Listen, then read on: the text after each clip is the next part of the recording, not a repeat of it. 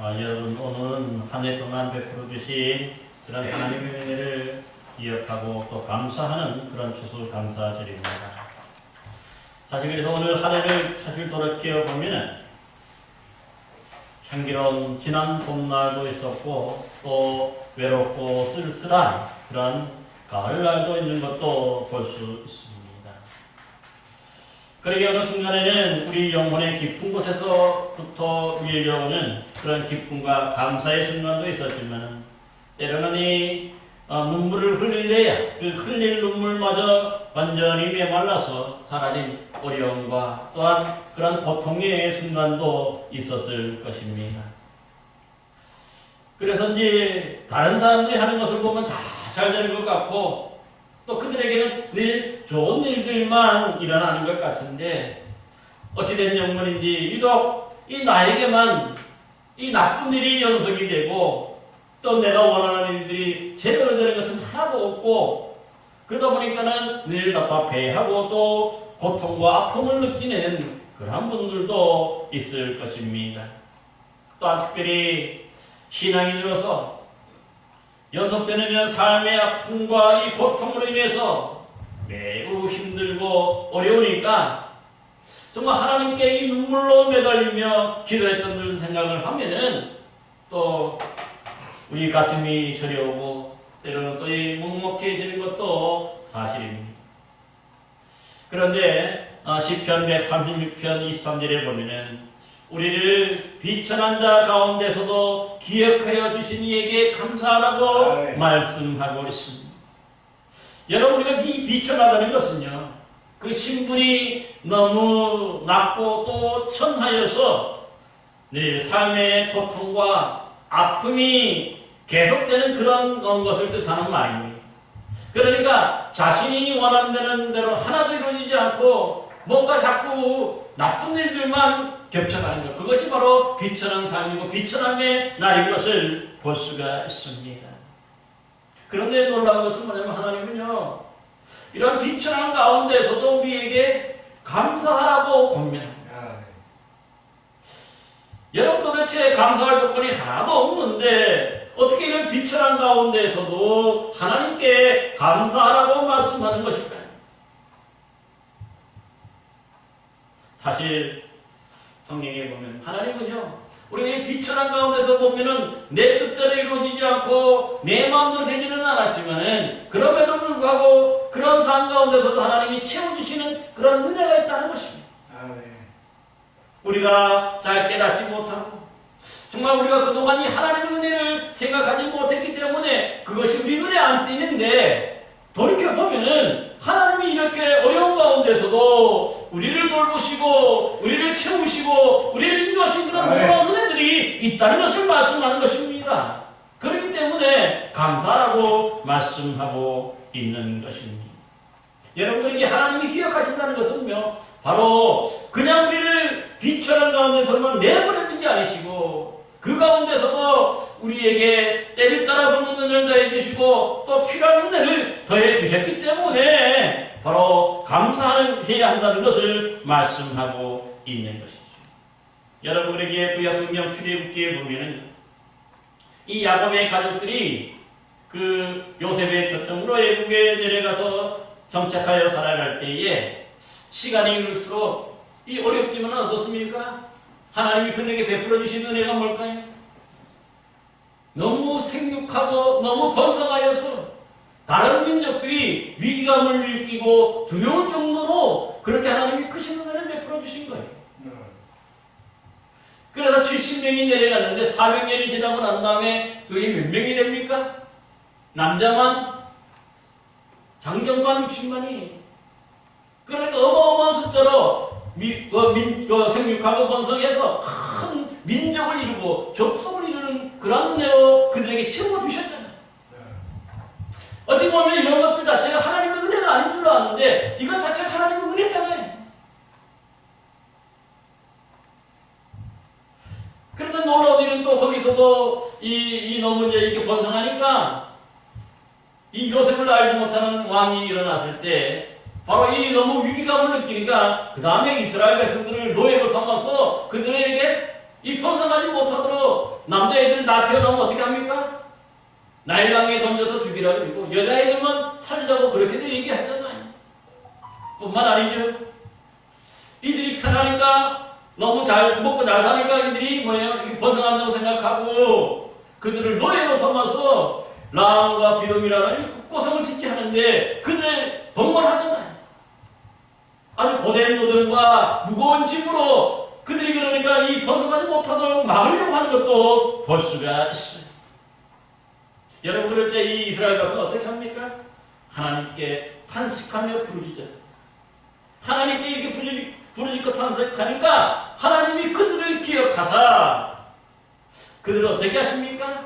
10가지 재앙으로 그 백성들을 애굽에서 탈출시켜 주시고 홍해바다를 갈아먹었을 때도 그들이 홍해바다를 가르쳐서 구원해 주시는 하나님이신 줄로 믿습니다. 어려운 가운데서도 힘든 가운데서도 계속해서 하나님은 그들에게도 이 깨닫지는 못하지만은 그것 자체로 큰 은혜로 베풀어 주셔서 그들을 구원의 길로 인도하시는 것을 볼 수가 있는 것이죠. 뿐만 아니잖아요. 그 광야에 들어갔는데 먹을 것도 없고 마실 물도 없었어요. 근데 하나님이 또 그들에게 어떻게 하십니까? 그들이 거기서 굶어 죽지 않고요. 목말라 죽지 않게 해요. 오히려 그들에게 내려주시는 것이 무엇이 있습니까? 바로 하늘에서 만나를 내려주시고 메추라기를 내려주시고 또 물이 없으니까 그 반석에서 단단한 반석에서 물이 솟아나게 해서 그들이 마음껏 물 마실 수 있도록 해주시는 것도 볼 수가 있는 것이죠. 그러기에 시편 136편 11절 14절에 보면은 이스라엘 그들 중에서 인도하여 내신 이에게 감사하라. 그 인자심이 영원하심이로다. 강한 손과 표심팔로 그들을 인도하신 내신 이에게 감사하라. 그 인자심이 영원함이로다. 홍해 바다를 가르신 이에게 감사하라. 그 인자심이 영원하심이로다. 이스라엘 그들 가운데 통과하게 하신 이에게 감사하라. 그 인자심이 영원함이로다. 그들이 찬송하고 감사하는 것도 보게 되는 것입니다. 이렇듯 하나님의 은혜는 우리가 어렵고 우리가 힘드니까 더 큰 은혜가 있고 더 큰 복이 그들에게 내려주시는 줄로 믿습니다. 그런데 이 은혜를 깨닫지 못하면요, 정말 우리 하나님이 이 모든 것들을 주셨음에도 불구하고 우리가 감사함이 없으니까 오히려 더 매일매일마다 불평과 원망이 넘쳐나는 그러한 삶인 것을 볼 수가 있는 것이죠.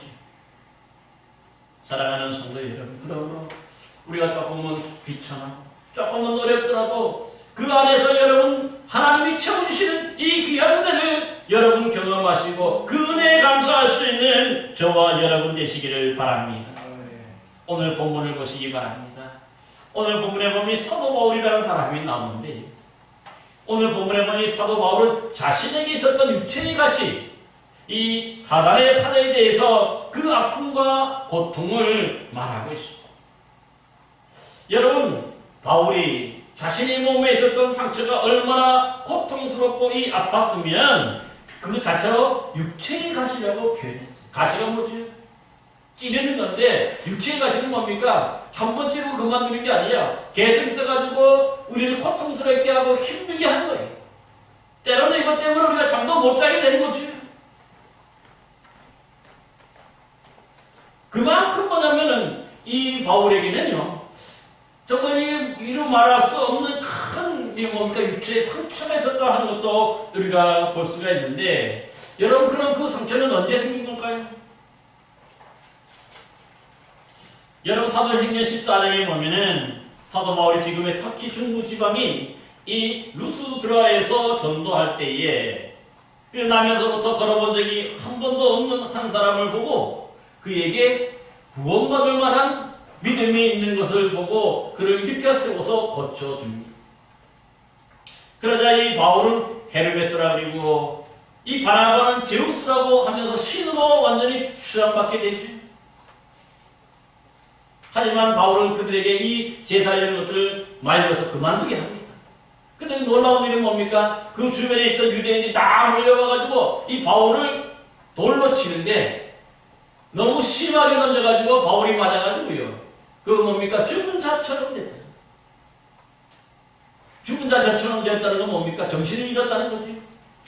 이게 한두 번 이 돌팔매질을 당한 게 아니라 여러 사람이 함께 던지는 그 돌에 맞았으니까 온몸에 어떻게 생겼을까요? 아마 이 혹이라는 혹은 다 불어나고 또 이 살이 터지고 신경이 끊어지고 얼굴을 알아볼 수 없을 형체가 아마 알아볼 수 없을 정도가 되었을 거예요. 그러기에 아마 이 너무 또 많이 받으니까 뭔가 이 정신도 잃었다는 거죠. 그러니까 죽은 자처럼 된 거죠. 아마 이 정도 찢어지고 이 정도 상처를 입었으면 때로는 그 뼈도 금이 가고 뼈도 부러질 수 있는 거지. 여러분 돌 맞아 보세요. 그냥 돌이겠습니까? 조그만 돌은 아니잖아요. 주먹만한 돌이에요, 적어도. 그러니까 사람들이 던지죠. 그런데 한 대 맞으면 자체가 얼굴이나 이런 데 광대뼈가 들어가긴 마련이고 뼈 같은 거 맞으면 뚫어지기 마련이잖아요. 이게 얼마나 심각했어요, 그 고통. 그런데 놀라운 일이 뭐냐면 이렇게 죽은 자처럼 됐는데 사람들이 내버리니까 그래도 툭툭 털고 일어나서 다음날 이 더베라는 곳에 가서 또 복음을 전하는 것도 볼 수가 있어요. 뿐만 아니잖아요. 사도행전 16장에 보면 사도 바울이 마게도냐, 즉 지금의 유럽 땅이죠. 거기 건너가서 첫 성인 빌립보에서 주의 복음을 전하는. 여기서 보면은 어떤 정치인 귀신 들린 요정 하나가 이 바울 일행을 따라다니면서 심히 괴롭힙니다. 근데 보니까 그가 귀신이 들렸어요. 그래서 바울은 그 요정의 몸에 들어있는 귀신에게 예수 그리스도 이름으로 내게 명하노니 그에게 나오라. 그래서 그 귀신을 쫓아내주고 그래서 그 여자가 종이 온전하게 됩니다. 근데 참 은혜롭고 감사한데 놀라운 일은 뭡니까? 그 요정의 주인. 이 주인은 그 요정이 점을 쳐서 그것을 뭡니까? 빼앗아서 살아갔는데 그만 이 온전해지고 정신이 온전해지고 귀신이 나가니까 이런 점을 칠 수 없으니까 뭡니까? 그만큼 손해가 되는 거지. 그래서 그 관리에게 고소를 합니다. 그래가지고 결국 이 관리에게 잡혀갔는데 무턱대고 어떻게 합니까? 이 바울의 옷을 벗기고 거기다가 아주 심한 매를 때렸다고 성경은 얘기해요. 그러니까 아까 조금 전에 이 루스드라에서는 돌에 맞아가지고 뼈가 부러지고 또 때로는 금이 가고 온몸이 함몰되고 신경이 끊어지고 뭐 이렇게 어마어마한 그런 상처를 입었는데 이번에는 또 이 엄청난 매를 맞았으니까 그 몸이 성하겠습니다. 참 이 주의 복음을 전하면 하나님 그에게 복을 주셔가지고 더 건강하게 하시고 하는 일도 더 잘하게 해주셔야 되잖아요. 근데 지금 주의 복음을 전하다가 이런 어려운 일들 당하고 이런 육체의 가시가 생기는 것을 볼 수가 있는 것이죠. 근데 놀라운 일이 뭐냐면요. 이런 큰 일을 당하고 육체의 가시 같은 상처가 골병이 들어가면도 그가 한시도 쉬지 않았어요. 저 같으면 아마 일정 기간, 1년이든 그 병이 다 나을 때까지 어떻게 해야 됩니까? 쉬면서 또 치료하는 것이 당연하겠죠. 먼저 치료받아야 내가 건강해야 주의 복음도 전할 수가 있습니다. 아마 모든 사람들 생각이 다 그렇고. 그렇지만 사도 바울이 골병이 들대로 든 그 육신의 몸을 이끌고 그 다음날도 이 쉬지 않고 복음을 전하는 것을 볼 수가 있습니다. 여러분 이것뿐만 아니죠. 고린도서 11장에 보면은요, 옥에 갇히기도 더 많이 하고 매도 수없이 맞고 여러 번 죽을 뻔하였으니 유대인들에게 40에 하나가 만면을 5번 맞았으며 3번 퇴장으로 맞고 1번 돌로 맞고 3번 파손하고 일주일을 깊은 바다에서 지냈다고 합니다. 여러분 이 정도의 삶이면요, 정말 그 몸이 일어서 있는 것이 걸어갈 수 있는 것이 다행이잖아요. 아마 이 정도로 뭔가 주의를 하다가 이런 정도로 어려움을 당하고 힘든 일 나갔으면 다 그만두기 마련인데 바울은 그래도 툭툭 일어나고 또 치료하지도 않고 또 전하는 것을 볼 수가 있습니다. 그러기에 그럼에도 불구하고 이렇게 주의 복음을 전하다 보니까 이렇게 뭐 이렇게 돌에 맞고 매를 맞고 이런 고통으로 인해 가지고 그것이 얼마나 이 몸에 쑤셔오고 또 몸에 아팠으면 그 자체로 뭡니까? 그래서 육체의 가시라고 표현합니다. 그만큼 그를 이 괴롭혔던 것을 볼 수가 있어요. 도저히 바울에게 감사할 수 있는 조건이 없잖아요. 근데 더 나은 것은 뭐냐면, 더 한 것이 뭐냐면, 이 육체의 가시가 그냥 육체의 가시로 자신의 육신만 괴롭히는 게 아니죠. 오늘 본문에 보면 그 육체의 가시를 뭐로 표현합니까? 또 사단의 사자라고 표현해요. 여러분, 사단의 사자라는 말은 뭡니까? 사탄이 준다는 거죠. 시험한다는 거죠. 이게 무슨 뜻이에요? 내가 골병이 들고 내 몸이 많이 아프니까 이 때로는 짜증난다고 때로는 어떻습니까? 화도 날 수 있는 거지. 그러니까 이 육체의 가시 때문에 이 고통과 아픔이 너무 크니까 하나님 못 막하게 되는 거죠. 또 이 주의 복음을 전하는 데 있어서 또 뭡니까? 내가 괜히 주의 복음을 전하다가 이런 일을 당했다고 후회할 수도 있고 또 그죠? 믿음이 떨어질 수 있는 거죠. 그러니까 이 육체의 가시가 너무 심해지니까 그것이 사단의 사자가 됩니다. 주님을 부인하게 만들고 주님으로부터 그 믿음이 점점 떨어지게 만들기 때문에 사단의 사자가 되는 것도 볼 수가 있습니다. 그만큼 사도 바울을 바로 괴롭혔던 것을 볼 수가 있습니다. 그러면 여러분 이 정도 되면 어떻게 됩니까? 우리 신앙인들이 가장 먼저 할 수 있는 게 뭐죠? 바로 하나님께 기도하는 것이죠. 그러면 사도 바울은 기도했습니까? 안 했습니까? 오늘 본문에 보니까 그러니까 역시 바울도 이것이 내게 떠나게 하기 위해서 3번씩이나 기도했다고 말씀합니다. 여러분 사도 바울이 3번 기도하는 것은 보통 기도한 게 아니에요. 여러분 잘 알다시피 사도 바울은 그가 창문에서 졸다가 떨어진 유두고도 어떻게 봅니까? 다시 살리죠. 또 이 사도 바울의 옷깃만 어느 여인이 맞았는데 뭡니까? 그 병이 났다고 하는 그런 기록도 있어요. 에베소서 19장에. 아니 여기 사도행전 19장에. 그 정도로 능력이 다른 사람도 병도 고치고 귀신도 쫓아내고 안전병기를 일으키고 이런 능력이 있는 사람인데 그러면 자기가 이게 아픈 것을 위해서 하나님께 기도해줘요. 근데 놀라운 일이 뭘까요? 기도 응답 받았을까요? 못 받았을까요? 그래 기도 응답 받는다는 것은 그가 아프니까 그 육체의 가시가 떠나가고 사단의 사자가 떠나가야 하는 것이 그것이 기도 응답이잖아요. 근데 성경 어디를 찾아봐도 사도 바울이 병 고치거나 그다음에 기도 응답 받았다는 기록은 하나도 없어요. 그만큼 열심히 하나님께 기도했다는 뜻인데 아무리 기도해도 하나님께로부터 기도 응답을 받지 못했다는 거예요. 얼마나 안타깝습니까?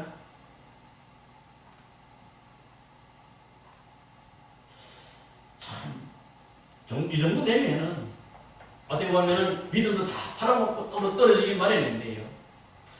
근데 오늘 본문 한번 보세요. 오늘 본문 그 10절 말씀, 9절 말씀 한번 보십시오. 8절 9절 보면 이것이 내게 떠나게 하기 위하여서 내가 3번 죽게 간구하였더니 나에게 이르시기를 내 은혜가 내게 족하도다. 이는 내 능력이 약한 데서 온전해짐이라 하였다 말씀하죠. 기뻐하고 또 뭡니까? 기뻐함으로 그렇게 얘기해요.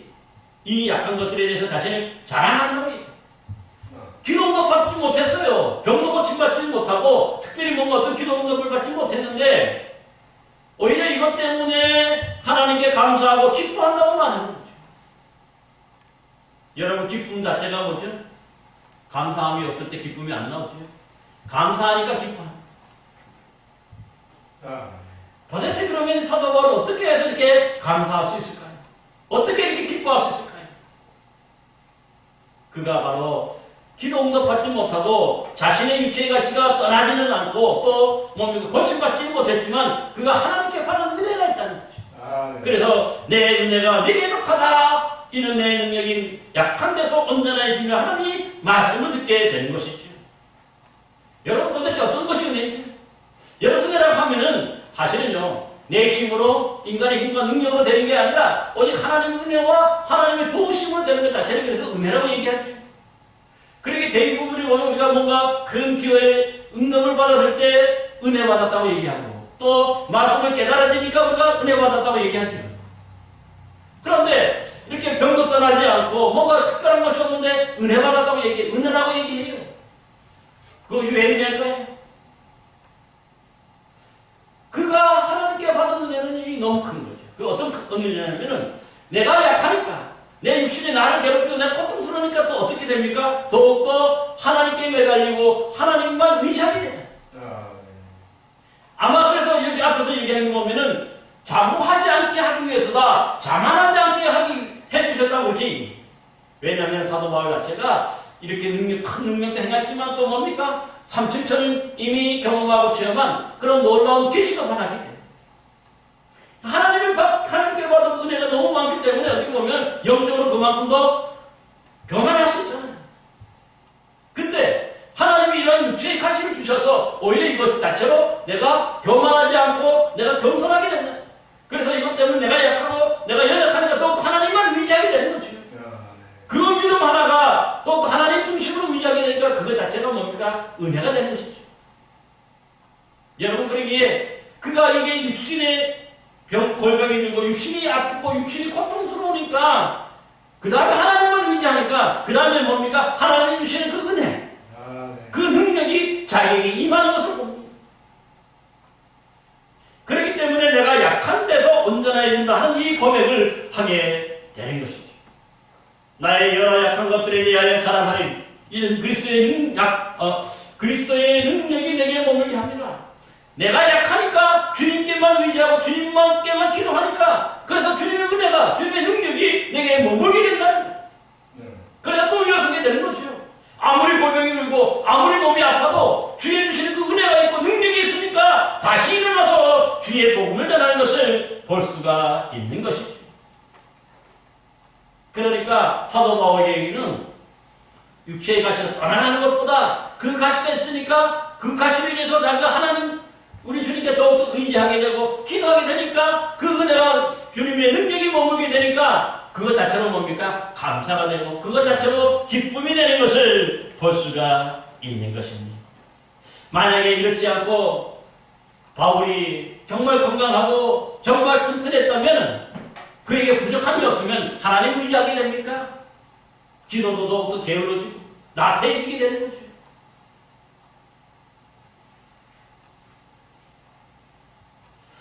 그러기에 여러분, 사실 우리는요, 참 우리 인간은 뭔가 부족하고 뭔가 우리가 약해야 그래야 뭡니까? 주님 의지하지. 뭔가 내가 많은 걸 가지고 있고 내가 뭔가 내 힘으로 할 수 있는 게 많으면요, 하나님 없어도 우리 주님 없어도 우리가 살아간다고 생각하잖아요. 그러다가 넘어지고 그러다가 결국 어느 순간에 믿음이 완전히 없어지는 것도 보게 되는 것이죠. 여러분 그러므로 우리도 똑같아요. 우리가 아프고 우리가 연약하고 우리가 부족해도 이렇게 부족하니까 그래서 채워주시는 은혜가 있는 거죠.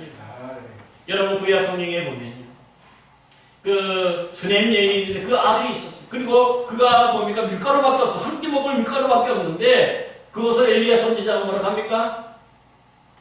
떡을 만들어 달라. 그러나 그 순종에 그 떡을 만들어 주니까 어떻습니까? 그것 때문에 이 스냄 여인이 더 큰 은혜를 받게 되죠. 또 기름 종이에다가 다 기름을 빌려와가지고 그 기름을 채워라 그러죠. 그러니까 어렵고 약할 때에 또 하나님이 주시는 그 은혜가 있는 거죠. 그러니까 하나님의 은혜를 자꾸 체험하게 돼요. 또 어떤 여인이 보니까 그 아들이 죽었어. 엘리사 시대 때. 근데 엘리사를 불러서 그 아들이 죽으니까 어떻습니까? 엘리사를 불러오게 되고 엘리사가 와서 기도하니까 그 아들이 살아나는 역사가 있게 되는 거죠. 뭔가 어렵고 뭔가 힘드니까 하나님이 그때 도우시고 그때 역사하시니까 하나님을 체험하게 되는 거죠. 내가 부족함이 없고 내가 모든 것들이 완벽하면 어떻게 하나님의 은혜가 있습니까? 왜냐하면 내 능력을 다 할 수 있기 때문에. 그러기 때로는 우리가 연약하고 때로는 우리가 부족하다 그래서 여러분 너무 날망하고 실망하지 마시기 바랍니다. 오히려 우리가 약하고 오히려 우리가 아프고 우리가 병드니까 하나님이 우리에게 채우시는 신의 능력이 임하는 거고요. 또 우리가 약하고 우리 믿음이 연약하니까 하나님이 우리에게 더 큰 뭡니까? 증거를, 간증거리를 우리에게 주시는 것도 볼 수가 있는 것이죠. 여러분 그래서 오히려 우리가 내가 약하고 내가 부족하고 내가 실패했으니까 하나님이 그 다음부터 먼저 내가 힘으로 안 되니까 그 다음 하나님이 채우시고 하나님의 은혜를 경험하게 되는 거예요. 그래서 능력이 내게 임하게 되는 줄로 믿습니다. 그러기에 우리가 어렵고 힘들 때도 우리가 주님께 감사할 수 있는 것이죠. 왜냐하면 하나님이 주시는 그 은혜가 있으니까.